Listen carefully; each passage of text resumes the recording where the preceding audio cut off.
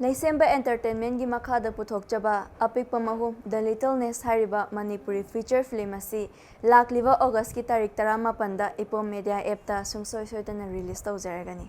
Hariba film asi lairiba Manipuri feature film singdagi top mahau ama phangani haibagi thajaba adu isada leijai maram asina film asibu mayamna soidana mityeng tabiyu aduga amana pre-booking tawbagi khudong chaba dusu ngasidagi pizari.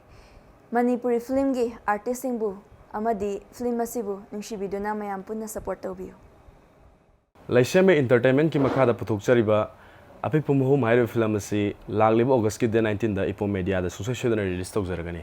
Aduna mayamna soidana Epom Media Apps haiba apps asi download tawbiraga APIKPA MAHUM haiba film asi mayam soidana miyeng tabiyu. Film asi mayamdagi top mayamdagi tongan ba mahau ama soidana pigin haibagi isagi thajabasu lei.